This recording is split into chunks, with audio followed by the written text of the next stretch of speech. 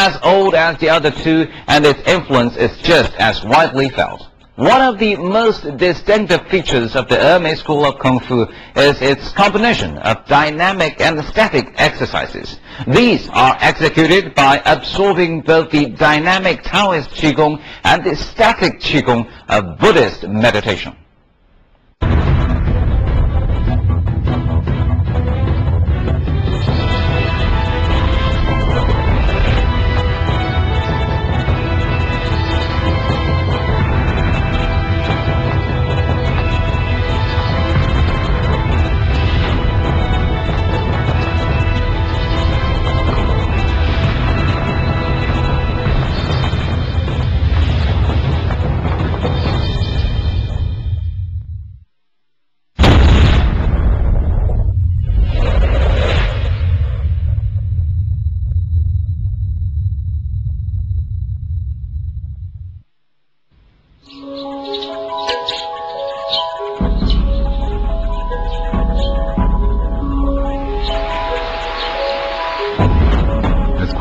Shy young girl, as fast as a running rabbit, with frequent leaps and twirls, fake attacks before the sudden onslaught of a real attack, eerie weapons, and unique skills.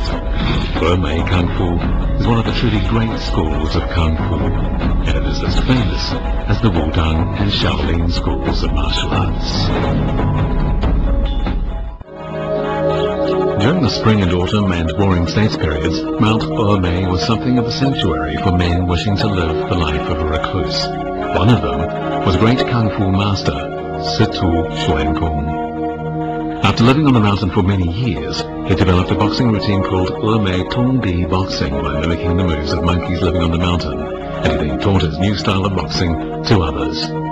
As he was often clad in white, he was called, with great respect, the White Ape Sage, and later practitioners of Emei Kung Fu viewed him as the founder of their school.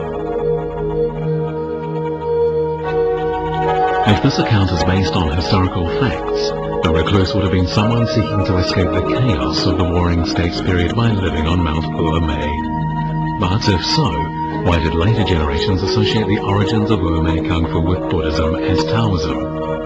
The reason this happened is ascribable to the nature of Mount Emei, the place where the sage practiced his Kung Fu.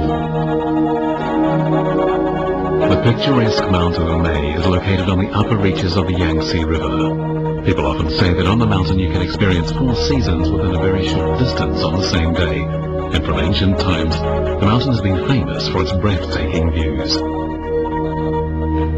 During the Wei and Jin dynasties, Taoism and Buddhism reached Mount Emei, and before long more and more followers were making their way to the mountain to practice these religions in this place of beauty. Over time, the fame of the mountain reached far and wide, and perhaps inevitably, Situ Xuankong, the White Ape Sage, came to be regarded as a Taoist or Buddhist. There are few written records about the origins of Chinese Kung Fu, and even less that have anything to say about the origins of the different schools. Some experts question the accepted version of the origins of Emei Kung Fu. The question of just who founded the school is still an open one. But in spite of this, Kung Fu remains popular at Mount Emei even today, and many Buddhist monks and nuns and Taoist devotees on the mountain are accomplished practitioners.